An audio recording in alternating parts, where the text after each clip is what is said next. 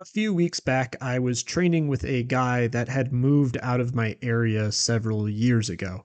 He left for greener pastures and better work, as you do, and eventually transitioned into a BJJ gym. This isn't really a unique story here in America. Even in medium sized cities, it feels like there are 14 BJJ schools. While we were catching up between sessions, he was lamenting about the state of judo. Now, if you've ever trained in judo, you're probably well aware of this song and dance. Basically, no one is very happy with judo's leg grab ban or how referees are judging certain things. Especially for those of us who have been doing the art long enough to remember the more open rule set, this is admittedly a pretty meaningless exercise in whining, but it's still pretty cathartic. That wasn't what he was talking about, though. Instead, he explained that he thought judo's technical curriculum was just too bloated. In his view, pretty much everything that wasn't Uchimata or a minor foot sweep was now relegated to the waist bend. He even went as far as to say that Osotogari didn't work, that most of judo only worked on judo guys. This was, needless to say, baffling to me. Osotogari is a technique used at the highest level of judo competition, but even sees play in wrestling, MMA, and really any rule set that has a grappling component. I wish I could say that this was an isolated event where one guy had picked up some strange ideas, but it's something I have been seeing on the rise in general over the last 10 years or so. Sometime around 2017, while I was training in Japan, I started to have doubts about certain narratives that are easy to spot online. In particular, I was becoming increasingly skeptical of the idea that martial arts have somehow advanced or progressed. The answer I arrived at was that it's honestly way, way harder to tell than people typically present. For every area we make gains in, we seem to take just as many steps backwards. If you don't believe me, then let me make my case for you. Take the spread of information as an example. It is totally true that the advent of YouTube has made picking up techniques much easier than it ever has been before. If you want instruction on a given technique, there is almost certainly someone who is more than qualified posting that information online. Likewise, channels like McDojo Life are doing good work exposing fraudsters, con artists, and cultists. These are both good things, but I think that is where the story ends for most people. The thing about the internet is that it is inevitably a two-way street. A lot of the information being posted online isn't super good, and sure, the algorithm and a credentials check on the source does add some quality control, but there is also the good information that the viewer themselves just really isn't ready for. It isn't that the information is bad or it's secret, it's just might be pretty advanced, and the person watching maybe has 3 months of mat time under his belt. I would liken it to having to learn the technical vocabulary of a given field. If I watch a video about neuroscience that's directed towards third year college students, I probably won't understand 90% of what I'm reading. The same is true for people researching martial arts stuff beyond their level, and worse yet, they might take their misunderstanding to practice, which will then cause bad habits that they're gonna have to later fix. Similarly, even if people are exposing martial arts cults, the internet also gives those same would-be cults the power to reach more people and even blockade themselves within private Facebook groups or private Reddit subs. I also firmly believe that calling out these martial arts frauds may have made people overly skeptical of things outside their own experience. When my friend was giving me his dissertation on why Osotogari doesn't work, what he was really saying is that he can't get his Osotogari to work, which I suspect was spurred on by his BJJ buddies. Not to poop on BJJ here, but I'm not sure there is any other group of grapplers existing today that talks more about other systems of grappling as if they know what they're talking about. I have heard enough bad, uninformed takes about judo and wrestling out of BJJ practitioners to fill up a respectably dense book. Which brings me to another point. The internet gives everyone the power to voice their opinion, yet most people confuse the ability to freely give their opinion for actually having something valuable to say. Let's use BJJ just as an example. I'm already clowning on it anyway. It is well known and accepted that the overwhelming number of practitioners quit before blue belt, and then another wave usually quits right around blue belt. Probably sub 5% will ever get their black belt in that art.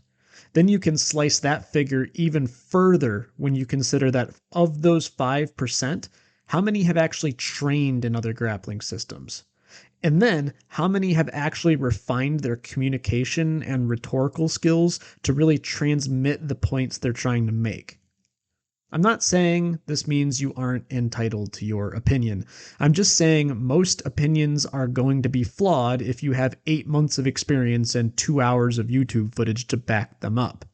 I took a lot of courses in college about economics, but I wouldn't be caught dead arguing with my wife about economics, which is what she studied for 10 years full time. Not only would I lose that argument because she's my wife, but I'd lose that argument because I frankly have no idea what I'm talking about relative to someone who has put in vastly more hours and effort than I have.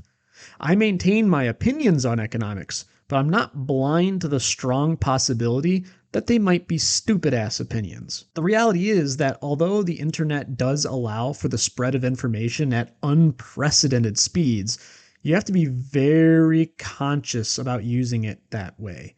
It can just as easily suck you down an algorithm hole where you suddenly find yourself in an echo chamber of guys who all roughly believe what you do, and everything outside of those shared beliefs and experiences is bad or fake or a cult.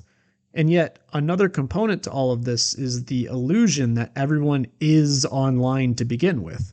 I think people from about age 24 and younger all assume that everyone is online all the time because, for their living memory, everyone pretty much has been.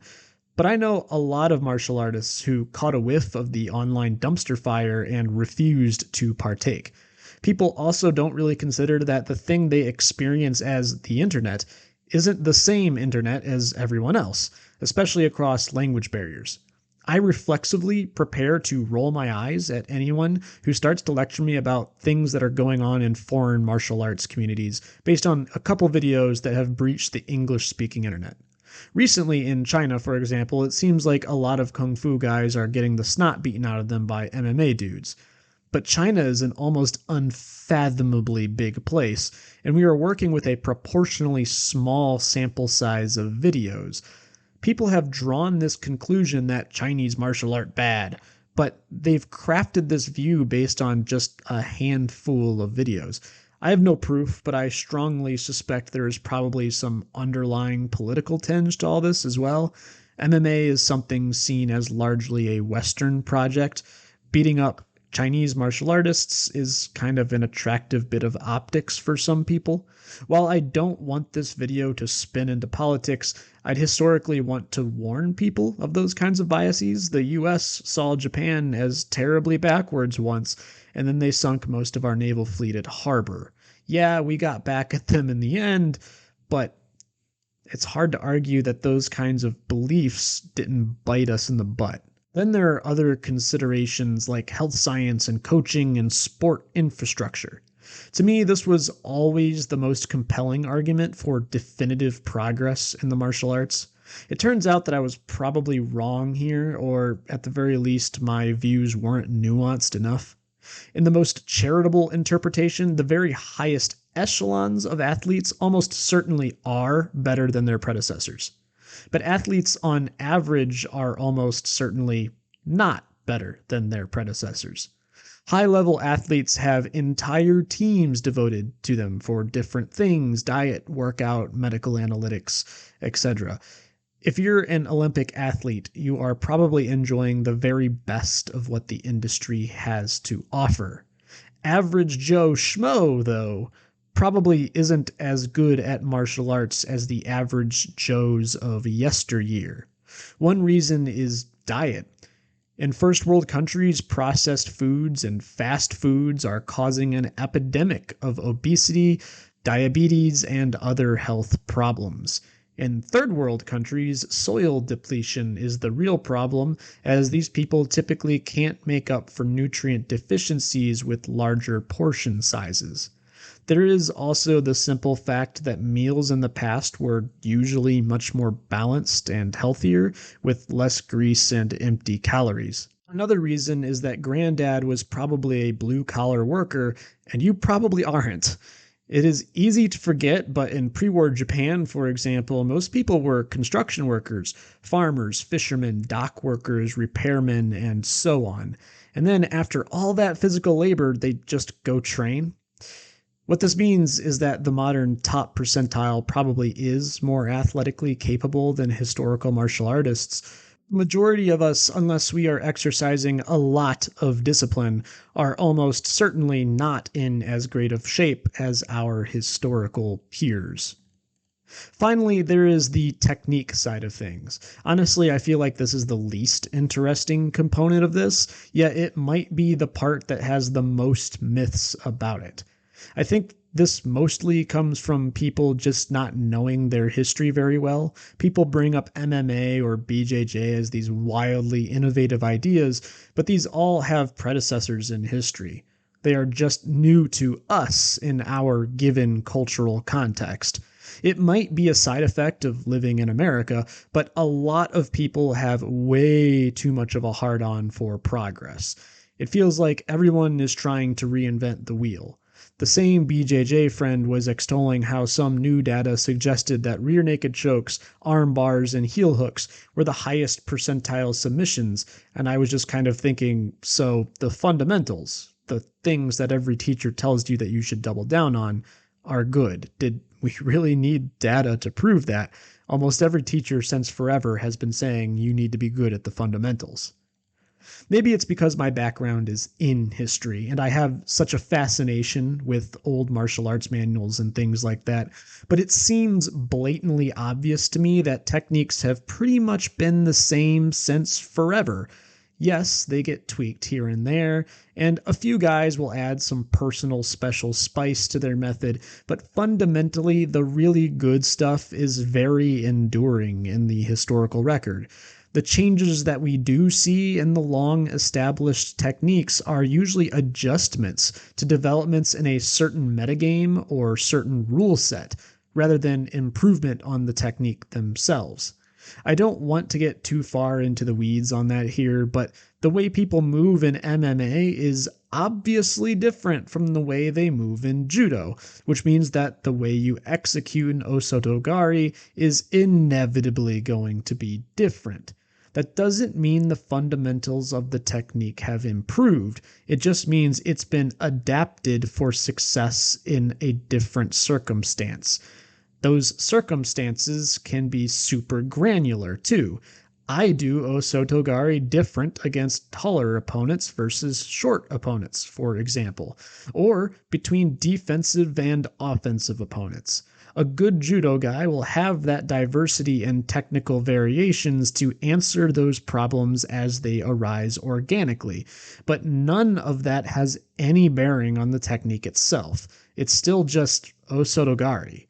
When we see newer fighters doing things that older MMA fighters could scarcely imagine, for example, I don't think it's representative of us, quote unquote, knowing better about the martial arts, but just us knowing better about that particular metagame.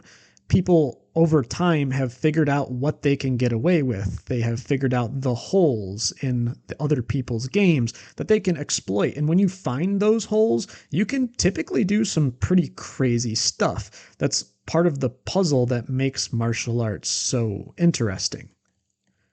So definitively then, has modernity made martial arts better?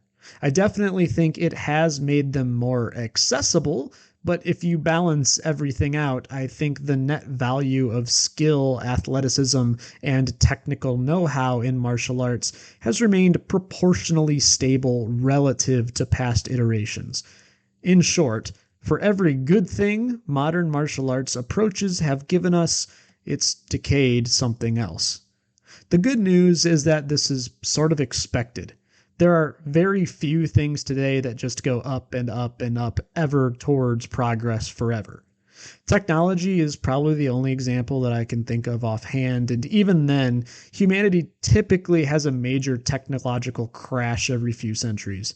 A lot of invaluable things were forgotten with the Roman collapse, for example. But everything from climate to culture to senses of humor ebbs and flows in cycles. At the macro level, that means humanity is pretty consistent when it comes to our achievements and to our depravities. That stability is probably what, in part, keeps us all alive. Different cultures and people have different ideas about this, though. In America, the mainline trend is the idea that all change is good change, and that progress is an unstoppable forthcoming truth, and that the future will necessarily be better than today. In Japan, yesterday is almost always hailed as a better, more sensical, more civilized age. And in essence, both are correct, depending on how far forward or backwards you go. And both are wrong, too. I'm not really trying to wax philosophical on you here so much as trying to point out that the dichotomy between tradition and modern, historical and progressive, at least in terms of martial arts, is mostly an illusion. If you're doing a martial art because it's modern or traditional because you see one as superior to the other, that's mostly a superficial thing. There are millions of better reasons to be doing martial arts, in my view, that are all well beyond the scope of this video because it's starting to get kinda long. But most importantly, Osotogari works. Don't be a troglodyte. If you like this video, do all the normal stuff. This is something I kind of threw together. I have a really, really long project that I'm working on. I might have to do another one of these more informal, less researched videos before that comes out. The script is like quickly approaching 60 pages or something like that. And then I don't even want to think about the number of hours that will go into editing it.